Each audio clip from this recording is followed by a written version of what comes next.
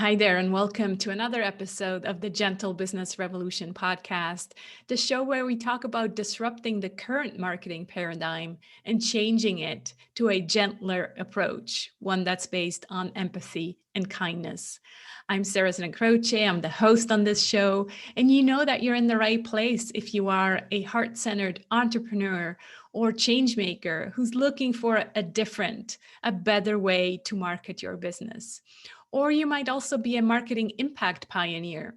So someone who's working in an organization and you just know that there has to be a better way to connect with your audience. So without further ado, here's today's conversation on the show. Hey, Leslie, so good to speak to you, see you, hear you. I'm so glad you're here. Thanks so much for having me. Yeah, it's a pleasure. We've had this kind of in the works for a few months now, and I'm like, yeah, now is the time. We need to talk about self-care. It's always the time to talk about self-care, right? But it really is. Now especially. So, but I actually want to start, and we just talked about it a little bit offline. I want to start with the organic farming. Right. Because as I said, not every guest lives on an organic farm. And I actually saw, like, we've known each other for a while, and I kind of followed your transformation or how you gave up your house and you moved full time to this farm. So tell us a bit about that and your journey with that. Right. So again, thanks so much for having me. And it's really fun because you have seen the process. We've known each other for several years. So when we first met, my family and I were living in a suburb of Houston. And my husband had decided a few years prior to sell the previous business that he had and start farming. So we started on leased land a few miles from where we were in the Houston area.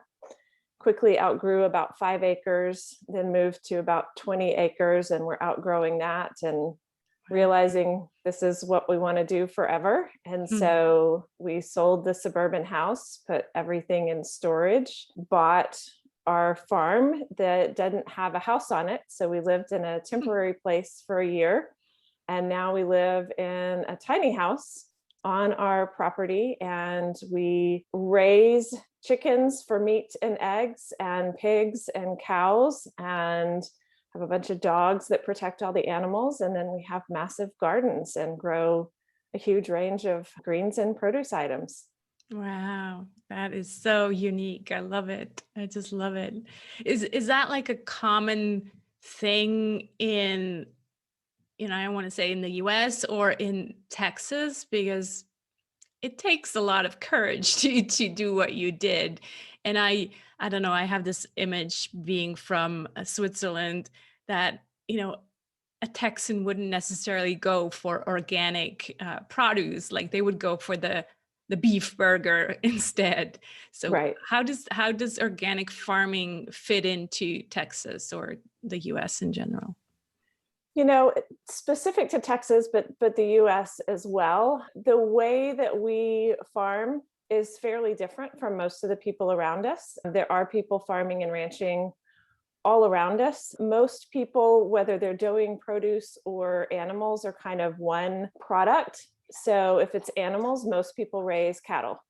And they're more likely to raise the cattle and then sell them where somebody else takes over after a certain point to take that product to market. If it's for meat, or if it's crops, they might be what's called monocrop, where they just grow wheat or corn or soy or, whatever it might be.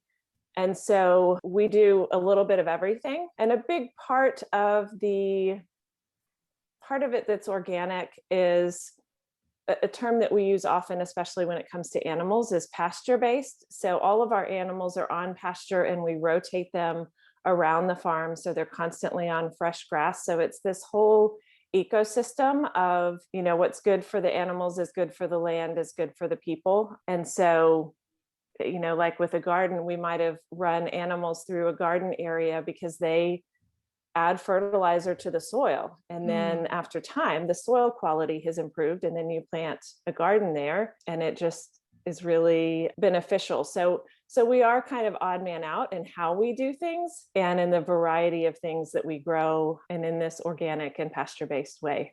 Yeah, it made me think that, like in marketing, I often mention this term slow marketing, and it made me think that this would almost fit to your farming. It's like, let's slow things down. Let's, respect nature. Let's, treat everybody with respect, including the animals. So it's a kind of a slower process, but it obviously makes for better food, and it also makes for a sustainable business in a way, because also you're respecting the soil, right? What we often hear Right. is that we're abusing the soil and then nothing works anymore.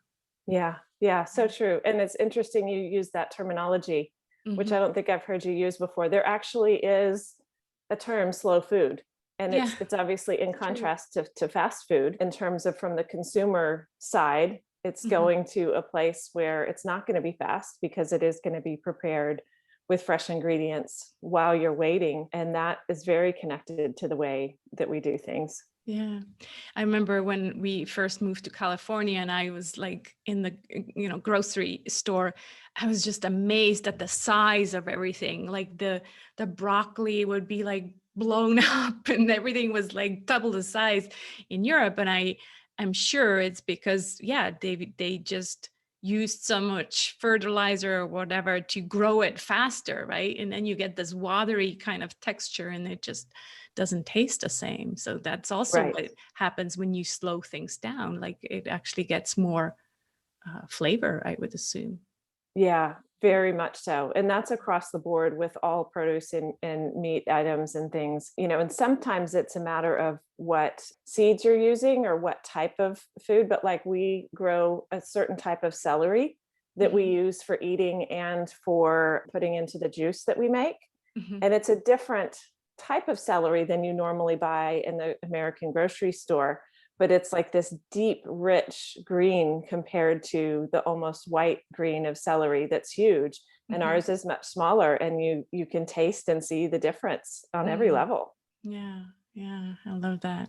So good. Yeah, I remember seeing your juices. So you actually take it a step further and don't just sell the produce, but you started to kind of make these smoothies and all these different things, Right. right? Yeah. Right. That's our I- newest thing, is making all of these veggies with mostly what we grow here. We do have to buy some for other things, but green juices and carrot juices, and when we just you never know when you're getting into something what's really going to take off. The thing that surprised us is we make almond milk as well, and Mm. people really want just fresh almond milk. So it's one of the things that surprised us that's really taken off.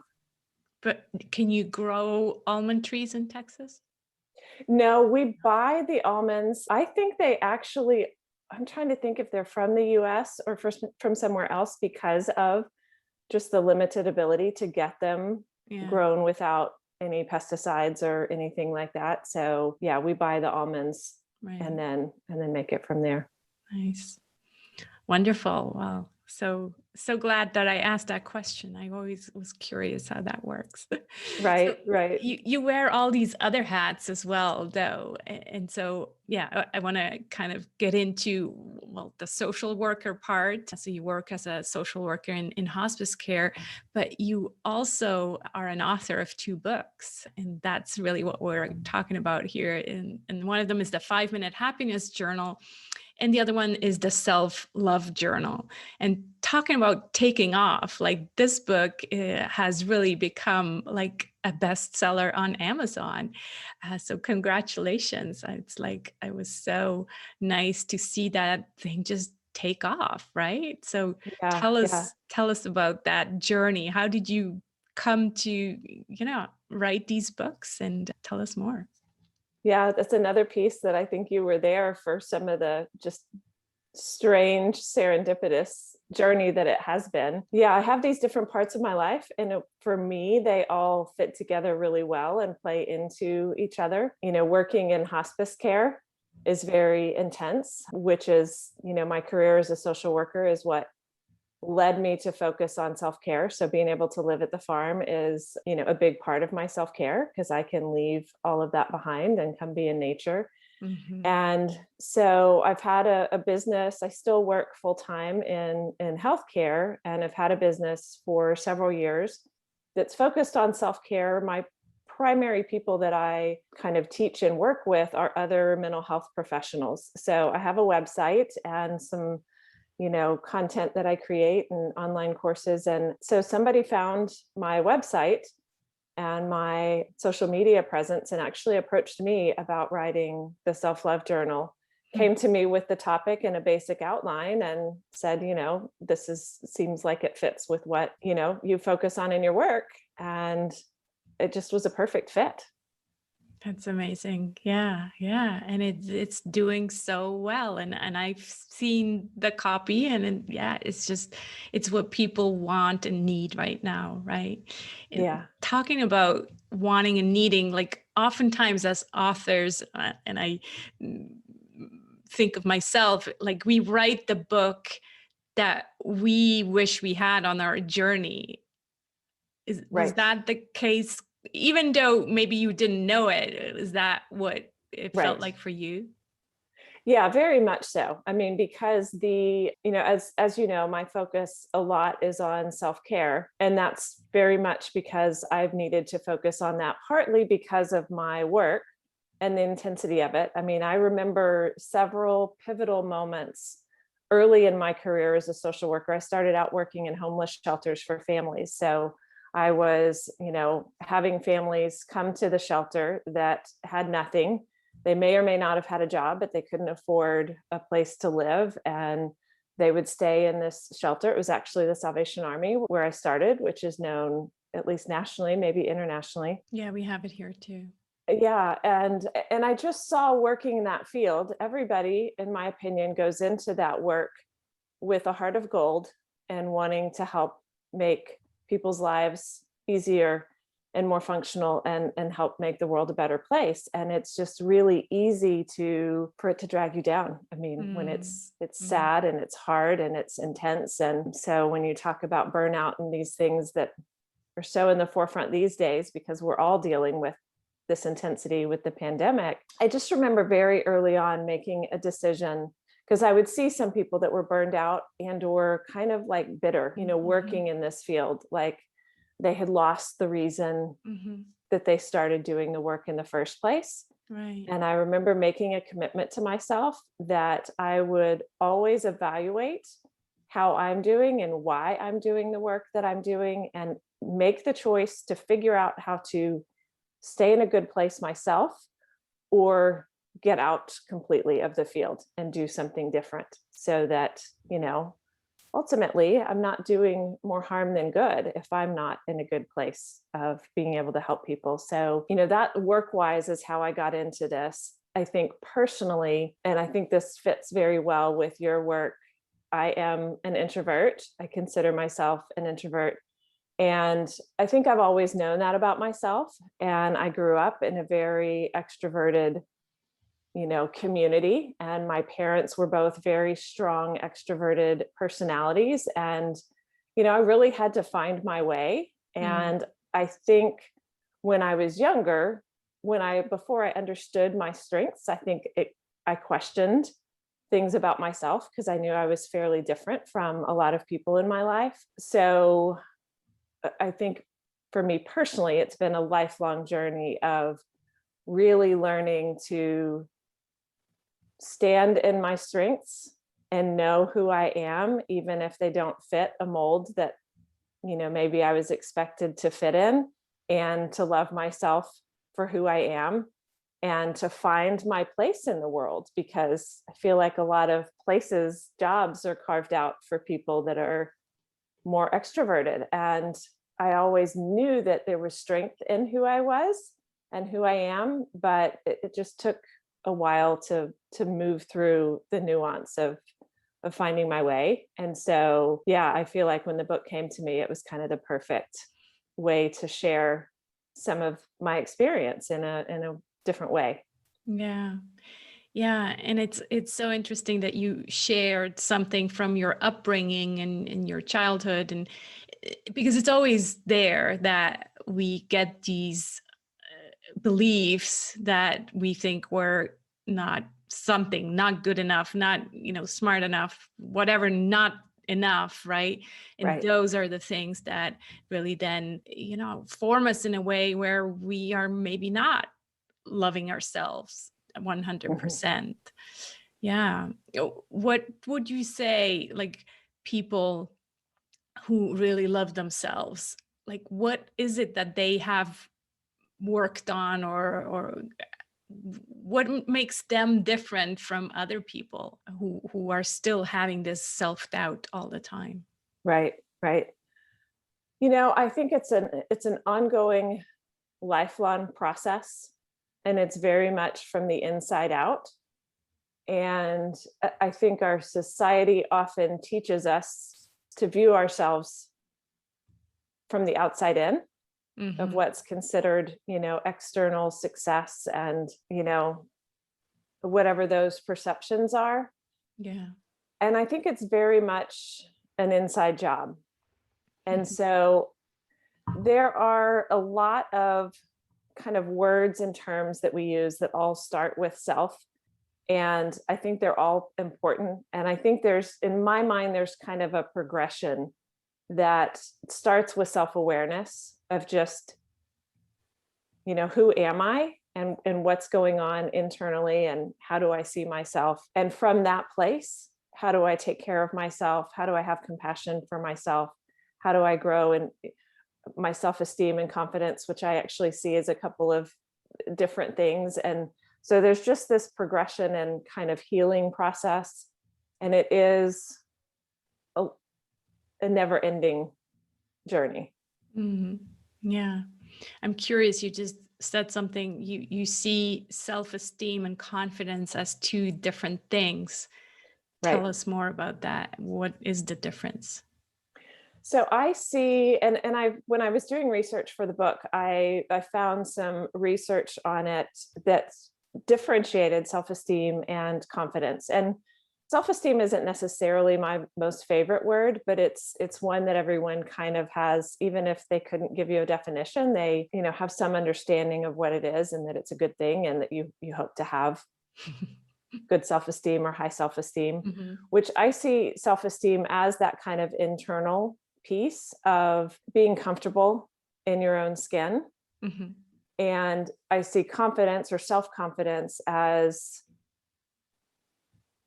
a little bit more external, and what you project out into the world. And so some of the research that I found was about, and I think it was specific to women executives that are kind of in high levels of business.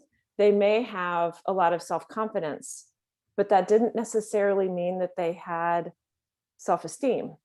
Mm. And so that's where, when you hear the term imposter syndrome, Hmm. I think that's where that comes into play, that somebody can have confidence, they can be out putting themselves out into the world, and people see them as successful and happy and confident, and maybe translate that into self-esteem, but we don't see what's going on the inside.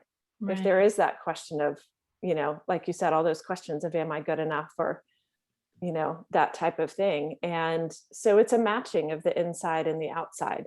I think we need both, but they're not necessarily always connected one to the other. Yeah, I love that distinction. It really speaks to me how I think I shared with you that I'm currently writing the second book about selling. And all we Right. hear in selling is you need to have confidence, right? You need to, it's almost like they tell you you need to show up with confidence. And so clearly showing up is like this external thing that you always, it's like you can buy confidence and just put it on. It's this thing that Right. you can put on, where clearly, I think the people who are really good at selling, they're good at it because they worked on their self-esteem, because Right. it's an inside job, like you mentioned before. So Hmm. yeah, that I see that distinction clearly. So tell us a bit more about the book. You kind of structured it around 4 phases. Could Right. you take us through those 4 phases a bit? Right. Yes. So it's divided up into 4 sections. And I mentioned before that I think things start with self-awareness. And this is some of my background as a therapist as well, is, all of the different therapeutic models, they do start with self-awareness, and then they go into self-regulation. How do we change our behavior and that type of thing? So the way the book is, and I'm looking at it to even see the verbiage that we used. So the first section is start where you are. And when I was writing it, I like alliteration and acronyms and things that help you make sense of things and also to help you remember. So for me, this is starting with this, I guess you would call it alliteration, that I came up with, is let it be. So it really is this awareness of kind of, where do I stand when I really look at, how do I feel about myself? Do I have self-esteem and a sense of self-love? What kind of voices are in my head when I'm talking to myself? Is that a critical voice? Is that an encouraging voice? How confident do I feel when I go out into the world? All of those things, just really truly assessing where I stand, because we can fool ourselves almost as easily, or probably more easily, than we can fool other people sometimes. So it's just getting really honest is the start where you are. And then the second section is on banishing self-doubt. And in my other mindset modality, it's let it go. So those things that we find in ourselves, once we've really assessed where we are, we take those things that we perceive as negative and find a way to let them go. And the book is a journal, so it gives you opportunities to write about these things and process them. Why don't you hold it up for the viewers on YouTube? They can actually see the cover. There it is. Yeah. Yes. And it's really beautiful. Also inside it has lots of colors. It's a beautiful journal. Yes, I love how it came out. So yeah. So then the second one is like I said, banish self-doubt and letting things go. So it's kind of, journaling your way, coaching yourself through letting go of negative beliefs and thoughts that you might have about yourself, so that then you make space for the new. And so the third section is building self-esteem.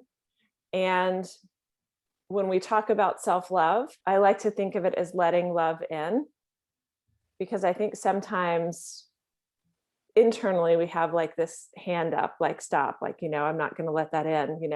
I think sometimes it's fear-based, like, what if I get hurt, or what if I'm wrong, or what if I, go out and try something new and I don't succeed. So we kind of, keep some walls up.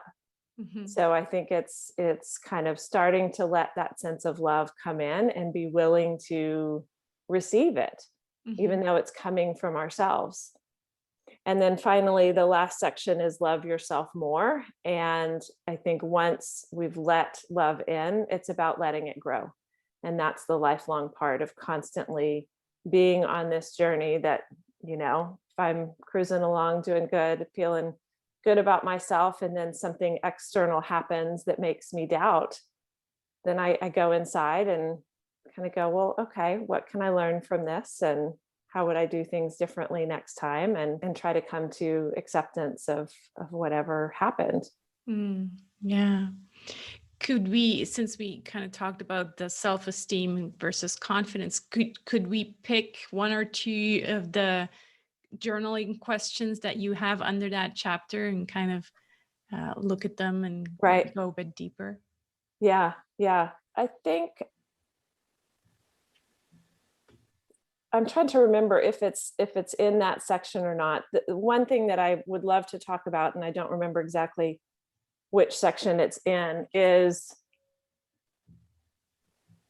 we think in terms of hearing voices in our head or talking to ourselves. I don't know about you, but that used to be very taboo, and like people think you're crazy if you admit to talking to yourself. Especially if it's out loud, which I get that, if you're a social setting, it might look awkward if you're talking to yourself. But the reality is we are all constantly talking to ourselves internally. And so one of the most powerful practices that can be done in so many different versions and settings, whether it's writing it out or just thinking through it or doing it with a partner, is listening to what those internal voices are and identifying a voice or a part of yourself that is a self-critic, Mhm. and then identifying a part of you that is a guide or somebody that is really another part of yourself that's very encouraging. And then letting those two parts of yourself have a conversation Mhm. so that the guide can nicely talk to the critic, because the part of ourselves that is critical, it wants something good for us. I believe that there's all these different parts of ourselves and they ultimately all want what's best for us. It's just the way they go about it. So the Right. critic is trying to protect us through fear. Mhm. And so if we let the guide come in and say, you know what, though, this is something that I really want. And so I'm going to try it and I'm going Mhm. to set myself up for success as much as I can. And I'm going to be really compassionate and graceful with myself if it doesn't work out how I want. Right. Yeah. Yeah. I do this visualization like a guided meditation where I meet my wise woman, right? So it's Yes. this meeting with the wise woman. And it's yeah, obviously I don't really meet her. So it's almost like a voice in my head, right? But Yeah. this is kind of like that. It's like this other version of me who's saying everything is okay, we'll figure this out. And yeah, I love that idea of always having the two voices. And yes, you're right. I think the critical voice is always there to protect us, but Hmm. then sometimes we do need to, tell it, yes, thank you very much for protecting me, but let's hear the other voice and let them Right. also have a say. Especially, I used to go through a kind of a period of insomnia, and what would help the most is if I thanked my mind, my brain, in the evening and said, thanks so much for constantly thinking and figuring things out. But right now, I would just rather sleep. And you can, shut up Right. now and come Yeah. back tomorrow morning. But that, yeah, that really worked. Like instead of getting upset that I kept thinking, I was like, look, thanks so much. I really appreciate you. Without you, I couldn't do the things I do. But right now, I just need my rest. So. Right. Right. Mhm. And you just instinctively were doing that piece of understanding that there is a positive intention behind that part of yourself, Yeah. you Yeah. know, and I think that's a pivotal piece in any way you do that process, is understanding that it is trying to protect you and have what's best for you. It's just, okay, let's try it a different way. Yeah. And let's save this for later because I need my sleep right now. Exactly. Yeah. Yeah. What kind of feedback are you getting from people? Because literally the book is doing really well on Amazon. And so do you get personal feedback from people who are telling you, this has been really helpful to me? Yeah, so some of it is just reviews, which, sometimes people are specific on how it's helping them. And I have had people reach out directly, whether it's people I know or don't, and say that it's just really helping them. Because it's like anything, it's a tool Hmm. that if you actually go through the journaling You need to do exercises and it, the right? practices, Yeah. that it can make a big difference. Yeah. Yeah. Yeah. Yeah. And it's not the easy work. Like Right. I say in my Gentle Marketing Revolution book, it's like in marketing or selling or anything business related, we always want to do more because we Yeah. feel like that gets us to the next thing, right? We just need to hustle more or do more or learn this new thing or get this new tool. But working on the being, that's the hard part because Right. again, to end how we started, it means that you need to slow down. And it Right. means that you're going to be uncomfortable because some of these things that come out, or you don't necessarily want to hear them. You don't want to say them out loud Right. because they're not always, just super positive. But that's what self-awareness is. It's like going deep and finding out, well, what's there? What can I unpack? Right. Yeah. Yeah. Yeah. And that's where I mentioned before all of these self words. I think it's important that they all kind of go together. My focus, a lot of my work has been on self-care, which I think is doing these practices that help ourselves. And then I think that's kind of an action we take. And then like a mindset and kind of way of being is self-compassion, which, there's a lot of work out there. Kristen Neff, I think, is the most well-known, and Chris, I think his last name is Germer, that works with Kristen Neff a lot on self-compassion. That it's, when we find these things about ourselves we don't like, it really is directing the same compassion towards ourselves that we would to anybody else in our life that we really care about. And to me, those are both precursors and pieces of what ultimately is self-love, that we have to be practicing self-care and self-compassion to have that inherent sense of self-love. Yeah. Wow. So today we really wanted to focus on self-care, but I do also want to ask you about your other book. So the book about happiness, and clearly it's kind of this double take when you hear that a social worker in hospice care wrote a book about happiness, right? So yeah, tell us more. Yeah. I think it's fun, because I think we think of happiness, and I think everybody knows that there is this deep sense of happiness, but I think it's easy to think, oh, well, going out with friends or going on vacation is what brings me happiness. But really, to me, happiness is the same as self-care and self-love. It's something that's deep and abiding, and that is an inside job. So I find the contrast fun for me of working in these intense settings as a social worker and therapist, because people often ask me, if I'm out somewhere and say, what do you do for work? And I say, I'm a hospice social worker. People go, oh, does that make you sad? Are you sad all the time? How can you do that? And to me, yes, it's dealing with real life, and there is sadness. But when I have a deep sense of purpose and meaning and know that I'm connecting with people, there's also this deep sense of happiness as well. So in my mind, happiness is a deep, abiding trait that we can live with. And it's not just this fluff. And, and the book is the 5-minute happiness journal. So it kind of implies you can be happy in 5 minutes. Yeah. Right.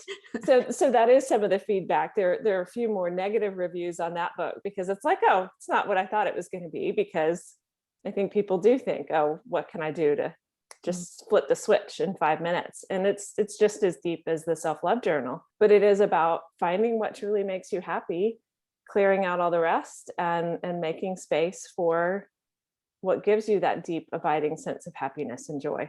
And for me, my work is part of that, even though it may not make sense that I can be happy when I'm working with very difficult life circumstances. Yeah, it's almost like there's another parallel between, how we said before, self-esteem and confidence being more like the outside thing, and self-esteem the inside thing. Maybe there's another word for happiness where, something is more inside, and another word would be more of the outside as well. Yeah, there are some technical terms that it's one of the things I find fascinating is all of these things are studied in, very academic institutions across the world, from, positive psychology and happiness and self-compassion. So there are some very technical terms. One of them is eudaimonia, which I think is that deeper sense. And there's another term, I forget, it's not coming to me right now, for the more kind of surface level. And to me, it's having both. Yeah, we want to be able to just go out and have fun and laugh at something stupid that has no meaning. And we want that deeper sense as well. Yeah, it's like the excitement kind of happiness that's kind of short term, right? And the deeper level of happiness that is more long term, and it's more like fulfillment, right? Right. Yeah.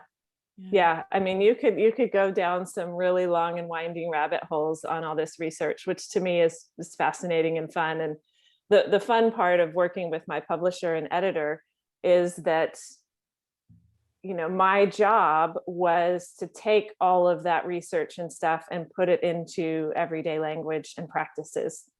So you won't find those terms in there. We'd go through these edits on both of the books, and I would have all this technical jargon, and they'd say, okay, say that in, normal speak. Yeah. So Right. yeah, the depth is there. It's just, you don't need to know all of that, but if you have an interest, I think it's fascinating stuff to research and study. Yeah. Yeah. So what you're saying, it's not the book that somebody had just thrown together with a bunch of, Pinterest quotes or whatever, Right. like it has a solid foundation that you Right. did the research on. It's just that since it was a journal, it's now like organized in questions pretty much. Mhm. Right. Yeah. Yeah. And I do think it's very much a process that can help someone go from, you know, one place of being to another. So Yeah. that's Yeah. that's my hope. And I'm sure you feel the same about, your book and the one that you're writing now. We want to offer what we've learned in our life in a way that can be helpful. Exactly. So do share with people where they can find the two books, please, Leslie. Amazon is the best way. They are, I forget the term that they use, but print on demand. On print on So demand. yeah, Yeah. so you may be able to find them in the US. We've got Barnes and Noble. There may be other places you can find them, but Amazon is the That's easiest fine. way. And yeah, Yeah. So we'll mention the two names again. So the Self-Love Journal and the 5-Minute Happiness right, Journal. right. Here's so Oh, I love that cover. Yeah. thanks. Yeah. Great. Please also share where people can connect with you, like your website and other social media. Yes, I'm in the process of changing it, but right now, and it's a acronym. So the URL is soyoco.org. So it's SOYOCO.org, which is an acronym for social work, yoga, and coaching, which are my 3 training modalities. We didn't get to talk about coaching and yoga, so we'll have to do that next time. Right. It's been wonderful. I always ask one last question, and that is, what are you grateful for today or this week? Oh, I love that question. The gratitude piece is a big part of the happiness journal as well, because I think it's important to find a sense of gratitude. So for me today, I mean, love talking with you. We haven't talked in Likewise. ages. And, I think a piece of that has become more pronounced in the pandemic is how we can connect with people virtually, which, you and I were able to connect from different places in the world years ago and stay connected. And I'm grateful that we have that opportunity. Yeah, me too, Leslie. Let's do it again. Yes, definitely. Thanks so much for having me on. Thanks for coming on. It's been a pleasure. Yeah. Thanks so much for watching until the very end. If you haven't subscribed yet, click on that subscribe button so that you're informed whenever I release a new episode here on the YouTube channel. Also, if you're new here and you don't have your one-page marketing plan yet, make sure you subscribe at sarahsandacroce.com/one-page, the number 1, and then page to download your one-page marketing plan that takes you through this journey of a gentler approach to marketing. So it comes with an email series that takes you through the 7 Ps and really offers some deep reflections about these different kind of Ps, the gentler way to market. So again, sarahsandacroce.com/one-page. Thanks so much and see you next time.